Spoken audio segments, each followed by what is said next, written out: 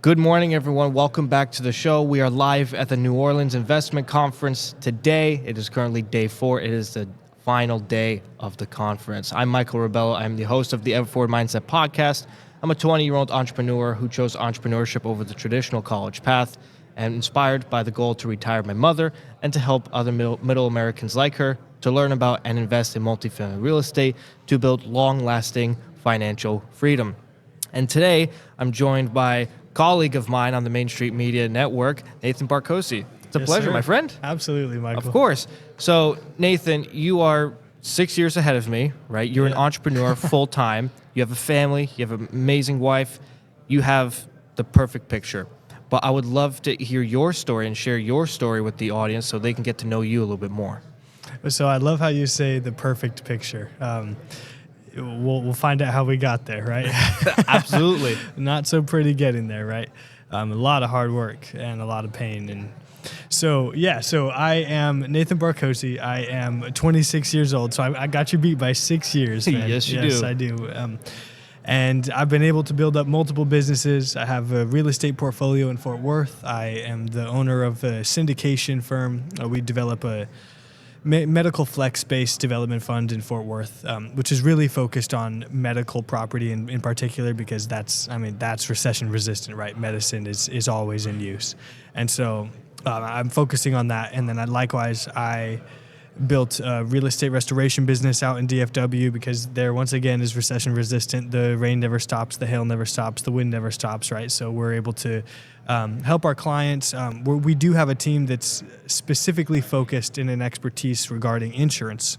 And so we're able to help our clients pay the least out of pocket while we give them the best available opportunities, services, and product in accord with their insurance policies, and we make it easy for them so they don't have to do anything outside of deal with, the fact that their roof is leaking or their toilets are burst or whatever the case may be, right? So we're able to work with them, and it's incredible, the team that we've been able to build up there, and that's something that we can dive into is the importance of teamwork and building your team and being able to vet your team.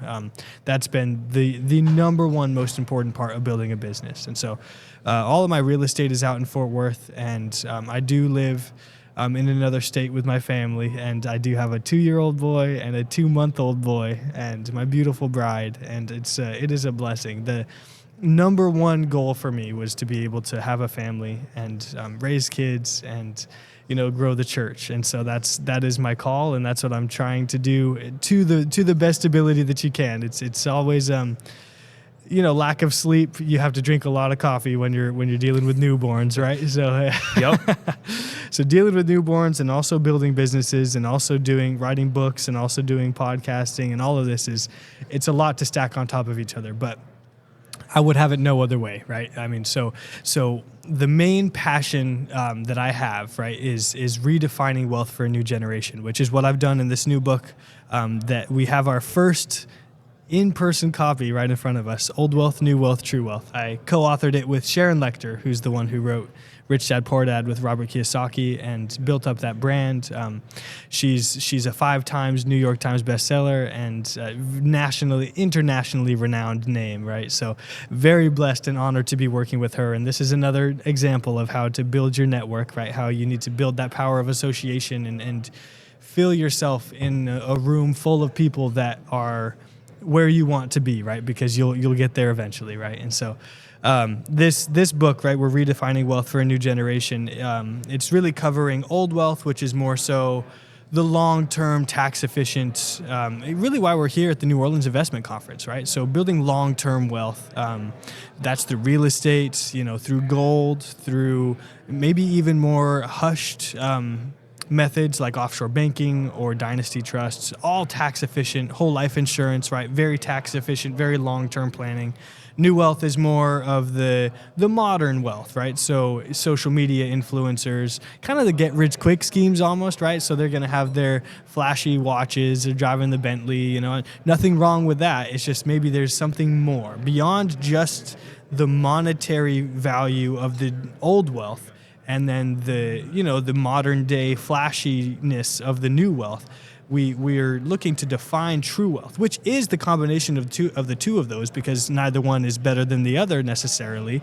But it's utilizing those two to create multiple streams of income, which gives you freedom of time, right? Because freedom of time is that is true wealth, right? Time is our most valuable asset. And this is something else we can dive into.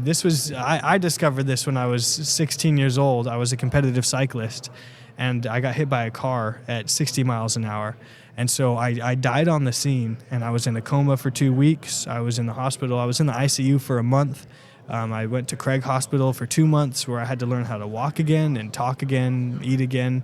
And so when I recovered, the first time I opened my eyes after that coma, and from the moment that I was able to understand that I was no longer a competitive cyclist that was nationally ranked, that was going to race in Europe as a 16-year-old, when I came to that realization, I realized our most valuable asset is time, right? The only thing that we cannot make more of is time.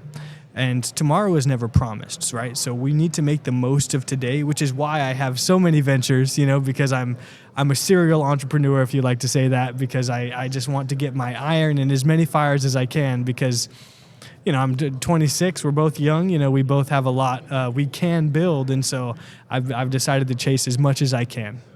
Wow, Nathan. So, first of all, thank you for sharing your background, your story, and I think my audience has understood that you don't sleep. Sleep is not in the agenda. But what I love about your story is you're very unorthodox from the actual traditional path of a 26-year-old. I mean, just hearing your story and what you're doing, co-authoring with Sharon Lechter on your new book, you're taking on all these enterprises. You have a family now, and first of all, congratulations on your 2-month. Thank you.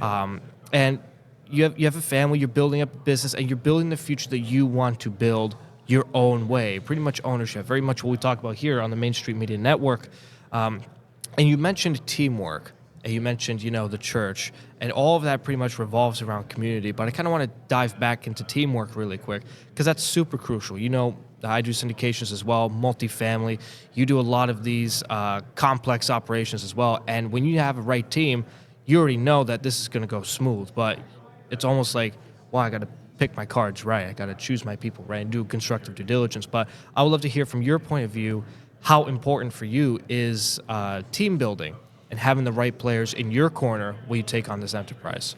Well, it's crucial, right? That is number one. I've been a solopreneur for so long, right? And as I'm sure you understand, right, where you're doing it all yourself, and it's hard to do everything yourself well, right?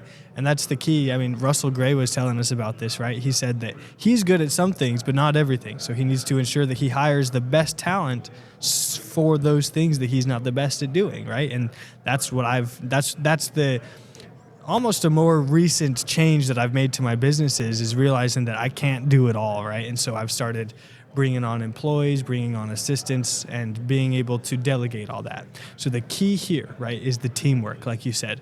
Being able to build your team you really have to vet your team well, right? So it goes beyond just a degree or just something on paper, right? You really need to be able to start vetting their character, vetting their drive, right? Vetting their reliability. And this is incredible.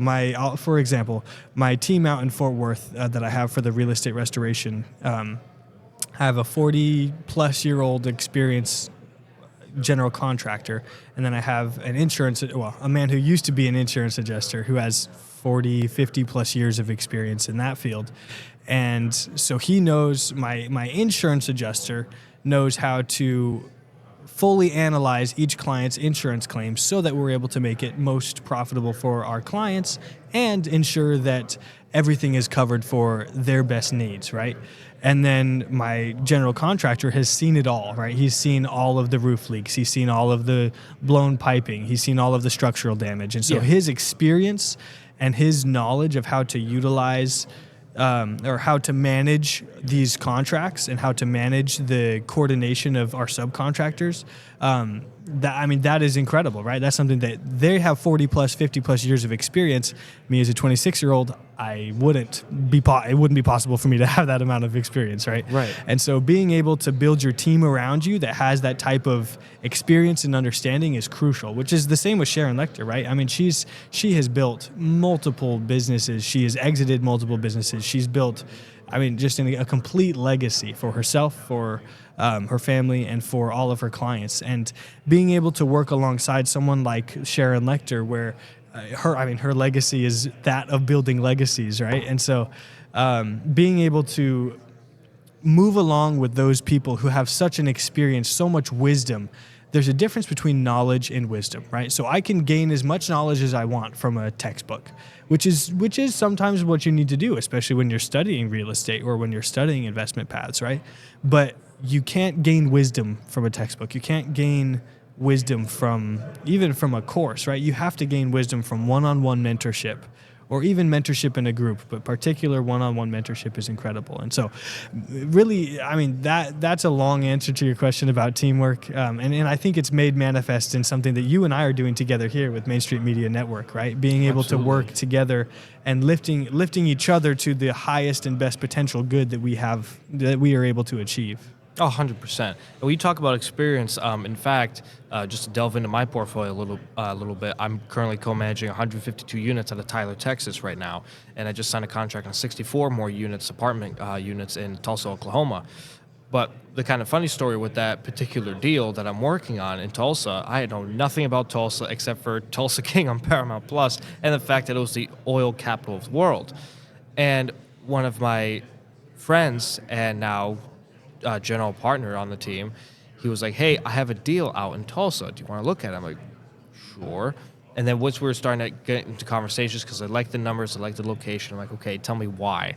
And then when I combined all of the years of experience on this particular team, it was over 90 years of experience. So I knew I had a solid team that I could lean on and to learn from, to go, okay, this is what they're doing, this is how they're doing it. On the Tyler, Texas project I'm working on right now, there's so much experience there. And I once heard at a seminar that I attended, the best way to learn real estate is to actually do real estate. Right. And for me to be in the right room with those right general partners and to learn what they're doing, what actions are they taking, what kind of systems are they implementing, it was so crucial for me to just write that down. It's like, well, I have a business plan right here that I can just basically adopt for my own. So having that credibility, number one, number two, experience, and number three, able to learn from that, it is so crucial. I love that. But with teamwork, there also comes community. And you and I are of the same faith, the Catholic faith. And even with religious context or without religious context, when it comes to outside the business or in the business, how important is a strong community for you, both personally and also professionally? Once again, number one, important, right? Absolutely. And this community is crucial. So it starts at the home, right? So my main mission for me, True Wealth, is having dinner around the dinner table with my family every single night. And I know that's the same with you. You guys have, lunches every single day together? Absolutely. Yeah, beautiful. With China, and you guys, every day you guys are, as a family, growing your community. And the church starts at home, right? And that's where we begin. And so if we're able to raise our families so that they are strong, so that we all support each other, so that my children have their self-worth founded in Christ, right? Founded in the truth, then, imagine a world where we had that, right? Where everyone was founded in truth and outside of religious context even, like you said. What if every family just was so present with one another that they were able to sit down and have dinner with each other every night or have lunch with each other every night? Talk about the increase in articulation, the ability to speak, the ability to, be in community and lift each other up. That is true wealth to me, right? And that is true wealth. I think that is true wealth to most. And the beauty of that is if we're able to establish, multiple streams of income where we're the owners of our assets, which is exactly what we're defining here at Main Street Media Network, right?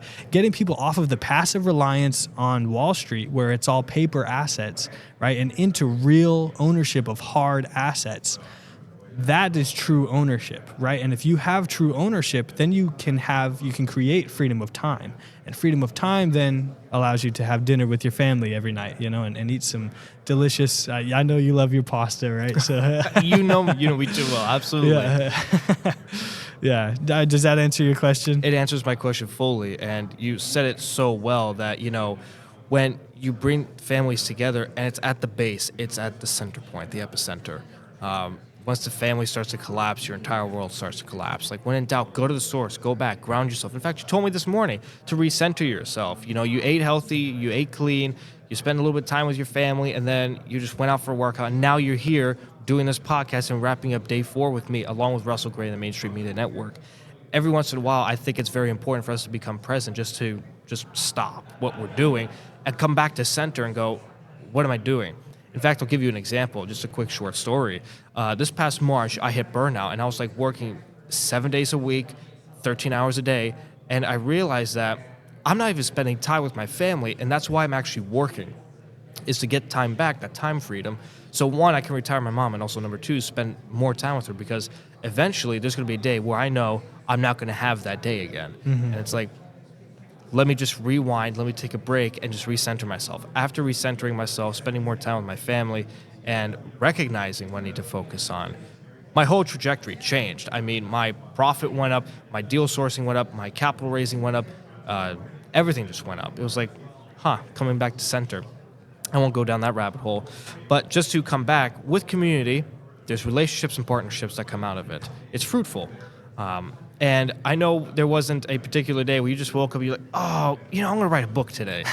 There had to be some sort of reason and some sort of push for you to not just write a book, but to also co-author with Sharon Lechter. Yeah. I mean, that is huge. First of all, congratulations. But I would love to hear this story and the genealogy of what happened with you meeting Sharon and then you guys deciding to write a book together. How did that all came to be?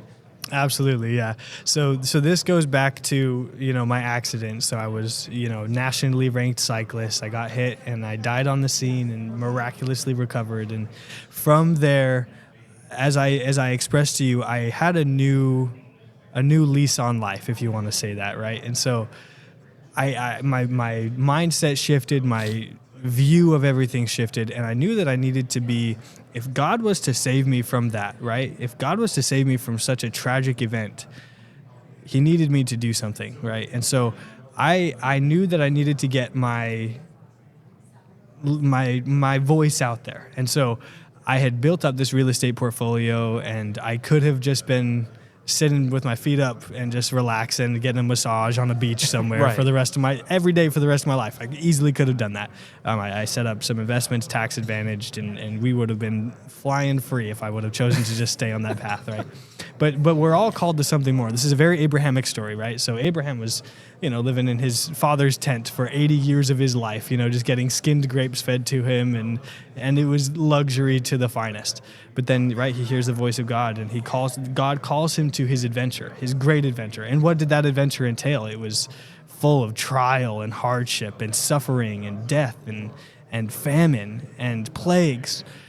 That sounds horrible, right? Yeah, but that was pleasing. the call to adventure, right? That was the call to adventure, because you're going to encounter this stuff. And so my call to adventure, I guess, or my further purpose, right, is to be able to spread this message of true wealth, right, and try to help this new generation redefine wealth, right? Because it goes so far beyond just the money. Obviously, you do need the monetary wealth to be able to create freedom of time, and that's why I'm wanting to teach. That's why I am mentoring proactive and aspiring entrepreneurs, so that they can build their multiple streams of income. I can show them how I've done it, because that is necessary. But the real passion, right, is to be able to create this true wealth so that we can build up a nation and a generation that is founded in true wealth. And so that was my passion, and I wanted to write a book about my accident, and also about my multifamily property, which was improperly developed. So I had to take over that development, demo all the bathrooms, and repair all of them. Right. And then also about all of my passive investments, which I invested into intending to cash flow. None of them cash flowed, and so then I had to keep moving forward and keep pivoting, and that's why I started my restoration business. Right, it was to create cash flow. And so there was so many pivots and so many times that you could have thought, oh, that was a failure, or oh, that was something that ended his career, or oh, that was something that ended his life, right?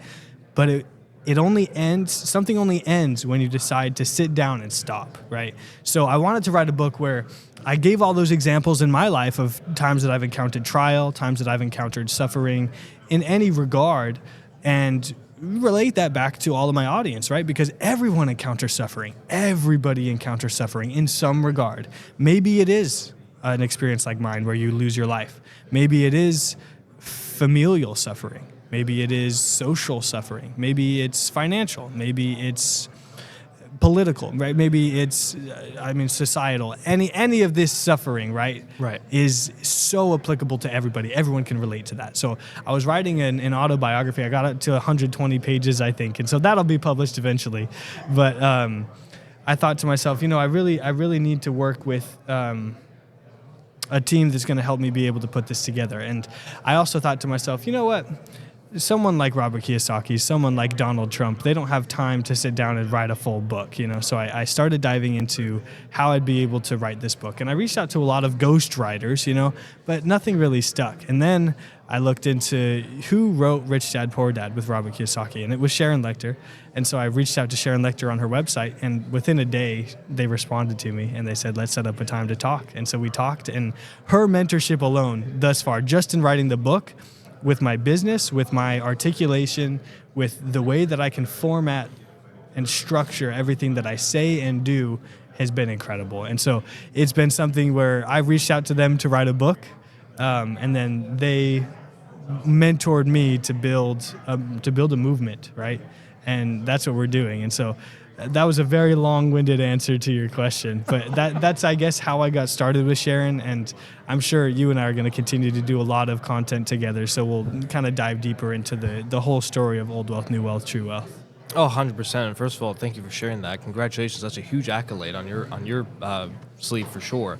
And I love the fact that you heard the call and you didn't ignore it. You actually took action. You listened to it, because a lot of people, they hear the call and like what do you want from me? I mean, who am I to do this? Or they just completely ignore it and take the lazy route. You could have taken the lazy route, but you didn't. You took action. You heard the call, and you just put down that phone from God, and you were like, all right, it starts today. And you did not just sit around and just wait for things to happen. You made it happen.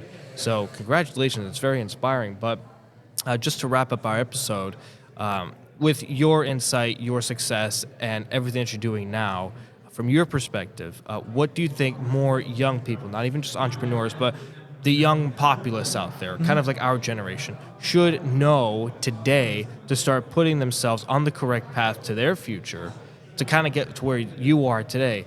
The solid family, the solid relationships, the success, and the entrepreneurial spirit. But in essence, what do you think they need to start, like the number one thing they need to do in order to get on the path to fulfillment, happiness, and true wealth? So if we look at just one thing, that'll be the final step that I give you, which is take action. The only difference, right, is between a dreamer and a successful entrepreneur is taking action. Now, there's several steps to get before you take the action, right? There's a few things that you need to do beforehand. So everyone really starts off not knowing you don't know what you don't know, right? So you don't have financial literacy. You're not able to really talk the talk, right, in order to walk the walk. So you have to understand someone our age who hasn't studied financial literacy needs to understand that they don't understand financial literacy, right? The next step that would need to be taken is having a mindset shift from scarcity to abundance, realizing that there is an abundance. There's an abundance of everything out there, right? There's an abundance of money, of opportunities, of network, of relationships. So utilize that abundance that is out there for you, as opposed to just having a scarcity mindset. Now, the third step in that would be obtaining financial literacy, right? So study. That's the number one thing you can do is just really increase your personal value by increasing the understanding that you have to achieve financial literacy. Once you've achieved that financial literacy, getting a mentor is absolutely necessary, right? Because there's a lot of mistakes that are made, and it's better to learn from the mistakes that your mentor has made than making those mistakes yourself, right? So it's easier to learn from the mistakes of Warren Buffett than being Warren Buffett himself, who made all the mistakes, right? That's so true. Or myself. I've encountered a lot of mistakes. I've made a lot of mistakes, but I'd love to be able to show that to these aspiring entrepreneurs that I'm mentoring, so that they don't make the same mistakes that I did, right? And then that fifth step, right, is taking action. And that's the one response that I had for you, because that is the most important piece to do, is take action, right? Because it's so easy to study all of this stuff and to absorb all of the information that you can learn from podcasts, from YouTube videos, from books. But even still, so many people just get that information and they think, wow, that would be cool if I did that. And then they don't do anything, right? They just sit on their couch. And so taking action is the number one thing that you can do, as long as you do those first four things so that you're taking the right action, right? Because taking blind action may not be the best idea, right? So take action, but make sure that that action is guided by a mentor and is fully understood through financial literacy. Awesome. Nathan, thank you so much for sharing that. And for those listening, if you want to learn more about what Nathan is doing, please email Nathan, Barkocy @mainstreetmedianetwork.com to learn more about his book, his partnerships, and the opportunities he's going to be presenting in the future. Of course, to all my listeners out there, build yourself better and bigger every day. Live better, live bigger. Always move ever forward. Take action. Answer that call and go do what you're called to do. Nathan, it was a pleasure. Thank you so much. Thank you, Michael.